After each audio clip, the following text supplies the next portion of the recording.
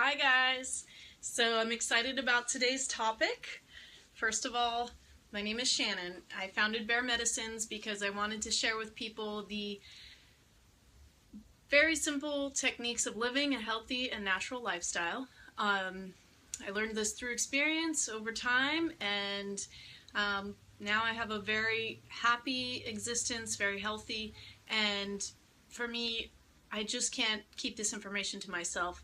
I've had a lot of great teachers and mentors, and I want to pass on the information to you guys. So today I want to talk about how you can use astrology to help you in your life, and what it is, how to find information about it, and just kind of go over the basics. So think of this as an Astrology 101 course. Most of us are familiar with our horoscope sign, and for the majority of people, they kind of read their horoscope and they're like, yeah, but that could apply to anyone and any situation. But there are astrologers that are hired by large corporate companies to do personality profiling based on the day, time, and location of their birth so that they can hire the right person for the job. I know one. He's an expert astrologer, and he once did my natal chart, and it was amazing, down to the side of my body that I was going to injure that year, both locations of the injuries, and two significant people that were going to come into my life, what they looked like, the type of job they had, how they felt about me, and what they wanted from me. So I had taken it with a grain of salt, and then when all of those things happened, it was pretty mind-blowing. So astrology is like a roadmap. It can be very accurate or it can be very vague depending on how deep you go. Your sun sign is the way that you show up in the world. That would be the main horoscope sign for you, but there's also many other signs, 12, that influence you, and it gets even deeper than that. But we're not going to go too confusing today, so I want you to have some tools when you are done watching this video that you can go and find your sun sign, and then also your moon sign, which will influence your emotions a lot. The moon controls emotions. And then also your ascendant or rising sign. So you need to know the time of your birth and the location of your birth in order to find out these three major influencing aspects. The website that I like to use is cafeastrology.com. They offer a free natal chart, and they'll give you a lot of information, and you'll be surprised as to how accurate it really is. And it can change depending on, the time of day, so really try to make sure that's accurate. So why would you want to do this, right? This is things that people in my family ask me, like, why do I care about the planets? Like, that has nothing to do with my life. Actually, the planets have a lot to do with our lives, and science has proven that, for instance, the full moon, we know affects the tides. The water is pulled in and out regularly every day, and in other ways, radio signals are affected by solar flares. Ask any ER hospital nurse, and they'll say that, there's more people going into labor at the full moon, more heart attacks. And I read an article about the full moon. Basically, our bodies are 70 to 80% water, and the water is pulled on by the moon. So anyone that has a partially clogged artery, it's going to get more constricted around the time of the full moon, which can increase the risk of heart attack. So the moon affects us greatly, and people that study the moon and follow the cycles of the moon know, and they can see and sense the things around them that happen with the full moon. Everybody knows people get crazy on the full moon. Heightened emotions, it's a lot of intensity on the nervous system, because we have a lot of energy flowing through us. And the new moon is often a very calming energy, but it can also be sometimes a time to kind of look at ourselves and to dredge up the things that we need to look at in ourselves. However, when you do work with the moon cycles to manifest, it can be very much to your benefit. So you'll feel like if you're trying to get something in your life, a lot of times there's nothing happening. Like you're pushing so hard, but for some reason nobody's getting back to you, or you're just not getting anywhere. The moon affects group consciousness, so I've found that around the full moon, people are ready to take a risk. They feel more confident and energized, and they're willing to open up more and allow change to happen. So a lot of times all at once things will come through, and then you don't know what to choose because you have so many opportunities. As far as the new moon, that's a good time to plant your seeds. So just like a farmer, you want to write down your intention. You want to get clear, very specific about what you want. And then we're using the things that are affecting group consciousness to our advantage. Group consciousness essentially is something that was picked up on by scientists before 9/11. There was a response in these sensors all over the world that a tragedy was going to happen. Group consciousness is a very real thing. You know, it's just not very well known. So as far as, you know, getting to know yourself better, your strengths and your weaknesses, this is where astrology can really come in handy.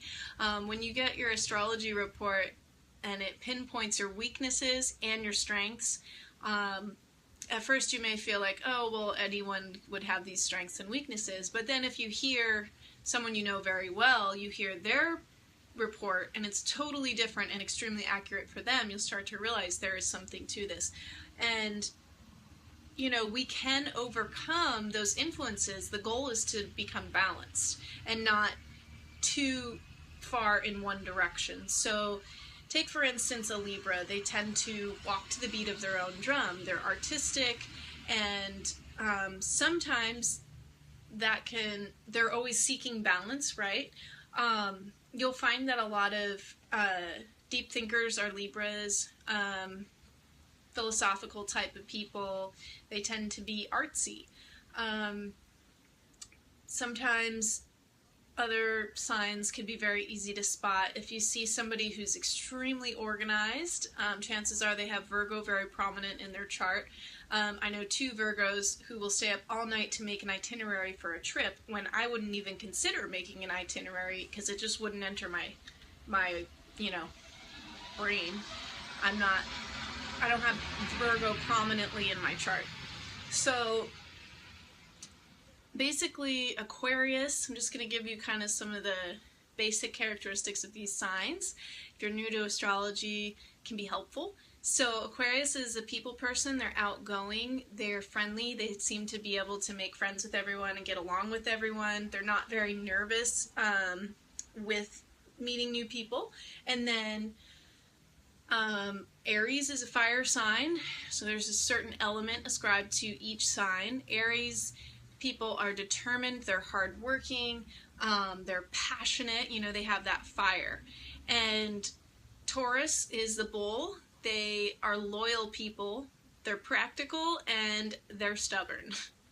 That can be the negative expression of a Taurus. Cancers are sensitive, they're nurturing, and they tend to go into their shell like a crab sometimes to protect themselves. And Leos are performer mind, so they like to be the center of attention. They are very outgoing, and they're the type of person that walk into a room and you're like, I know they walked into the room because they made everyone look at them. You know, they have a big energy and they are not really scared to be up in front of people. What else do we have? We have a Gemini. A Gemini seems to have like 2 sides to them. They are pretty good at changing their mind or, you know, changing their mood. They're kind of like a coin with 2 sides. And Scorpio is someone who can hold back what they're truly thinking. They're very intuitive, but they will only reveal so much. So they're highly intelligent, very analytical, but also deep thinkers. Capricorns are slow to open up to people, and once they do open up to you, then they're your friend for life. They're practical people, they're reliable, kind of similar to a Taurus in that way. And so that's kind of an overview of these signs. I'm sure I'm leaving some out, but I don't have a script. Anyway, so learning to manifest with the moon cycles can be very valuable for you. For me, I started reading mysticmama.com. They put an article out during the full moon and the new moon, and it synthesizes other astrologers' input on how this moon affects you. So every new moon is in a specific sign, so each new moon and full moon will have a slightly different energy and will allow you to process different emotions. Some will be more intense depending on, first of all, how close the moon is to us, and then also which sign it's in, and then what other astrological events are going on. So just to kind of give you a lowdown of our astrological climate right now, we just went through from 2012 to 2015 5 events that really changed the global landscape. Essentially, they were dramatic to get rid of the old paradigms that no longer work for humanity.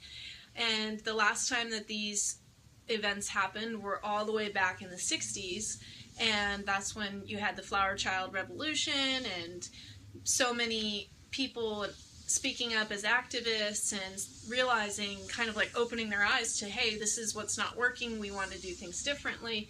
And now we're seeing that same revolutionary energy, which is good, but also a lot of polarity and things that are not working for the world.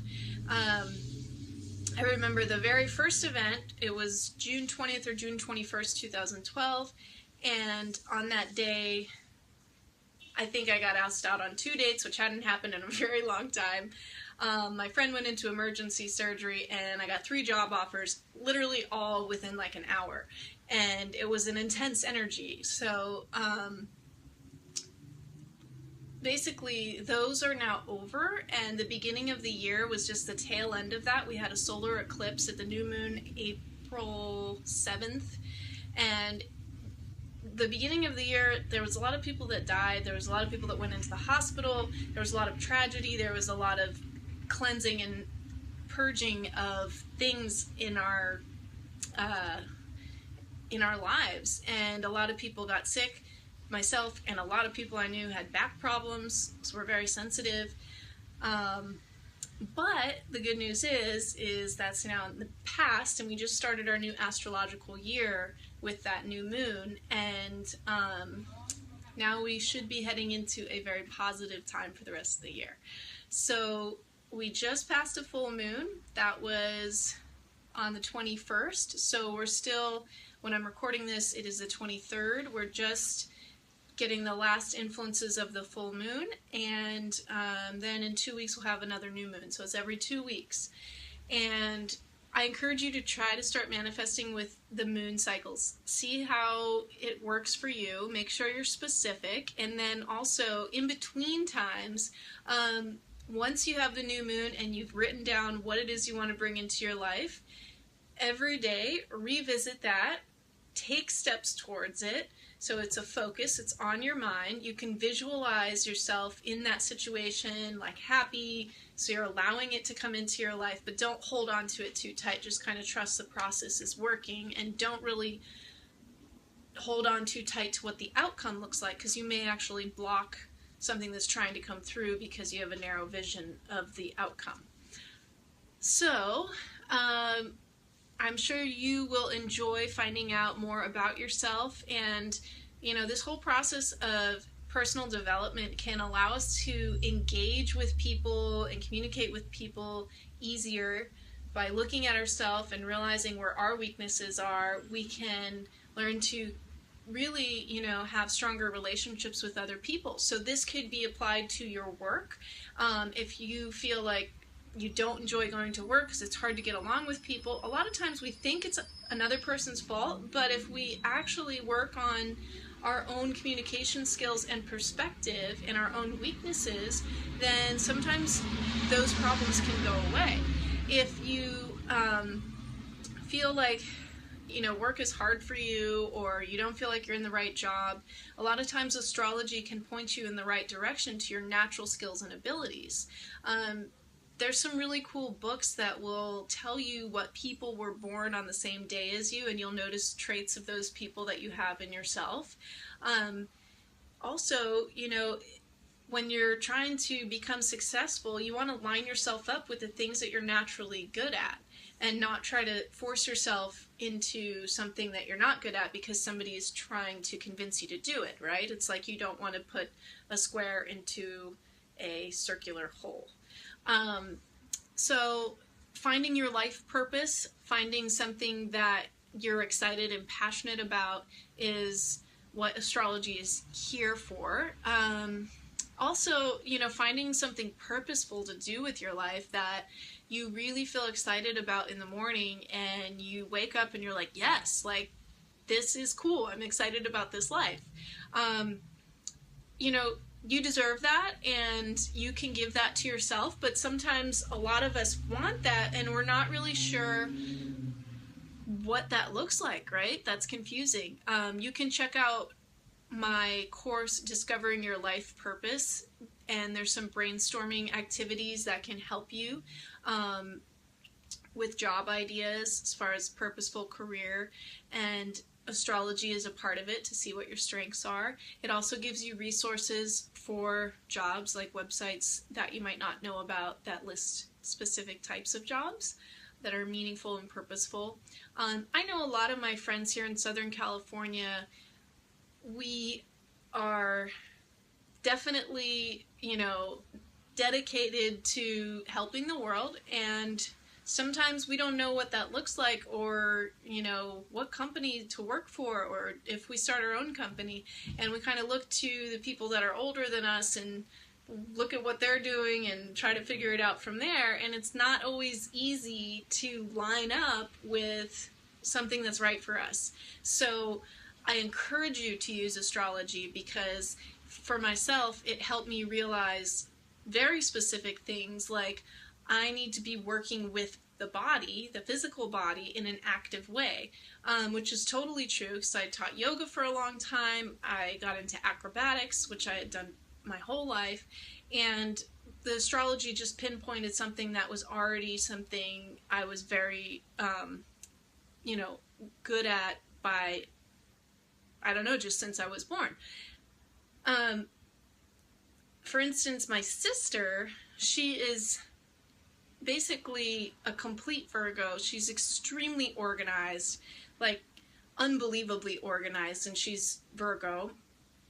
And she's able to oversee the building of many houses at the same time. She didn't even go to school for it, but she is a binder for every single house with spreadsheets for every single part, and the prices and the design and the architects and the contractors, and it's something that if I tried to do, it would be a nightmare, because that's not my strong point. But she is aligned with what she's naturally good at, and it really works for her. So I really encourage you to check out another website called Dark Star Astrology, another great website like Mystic Mama, and they will give you insight. I like Cafe Astrology for a daily astrological climate update. It'll give you on the right side, what's in the stars today. I read it every morning to kind of be prepared for what energy we're going to be dealing with, so you're not shocked by the way people are acting, and if people are irritable, you'll kind of know why. If people are late, or if they're out of sorts or feeling spacey or more focused on one certain thing, you'll start to learn why. I'm going to do a more in-depth video about astrology. I wanted to, first of all, allow you to look up your sun sign, your rising sign, and your moon sign, just to start out. And if you have questions, please leave them below. I am not an expert astrologer. However, I love astrology and I've been following it and using it for a very long time. If you are interested in getting an in-depth astrology report, there are people I can refer you to that are expert astrologers. One of them I met, and she just looked at me and she goes, "You're a Cancer." She's good. And I hope you enjoyed this. I hope it was valuable for you, and I hope in the future it'll continue to be valuable for you. I found myself in a lot of jobs that I thought, man, why am I here? Like, I am not excited about this at all. And now I'm in a job, and I have been in jobs for the last couple of years that I love. It doesn't feel like a job because it is like purposeful and it's something that I love. So I hope that you are inspired to go get your birth chart, find out what time you were born, find out the location. Just the city is all you need. You don't need the exact address. And then, go on cafeastrology.com and get your free birth chart. They'll call it the natal chart. And then, start to read it over. It might feel overwhelming at first because there's a lot of terms in astrology that are new. You'll see aspects and squares and trines, and you don't need to worry about that to begin with. Just focus on what I said, the rising, the sun, and the moon sign. The rising sign is also called the ascendant in some reports. The next video will get more into your Venus, your Saturn returns, and what that means for you. It's around the age 28 and when you usually will discover your life purpose. A lot of changes emotionally for you. Your Venus is, the way that you relate to people romantically and intimately, and then we can go over compatibility, so you can kind of understand your relationships with certain people better. That can be extremely valuable to understand how to get along with the person you're trying to spend the rest of your life with, and what you can expect to come up so you can be prepared for it. Besides that, I guess good luck, and please subscribe to my channel. And if you'd like to share something with Bear Medicines and maybe record a video about it, please send me a message or write a comment below. If you have questions, comments, or would like to see a video about something specifically in the world of natural health and healing, just shoot me a message and I'll do my best. If I know about it, I will talk about it. Okay? Thanks, guys. Have a great day. Bye.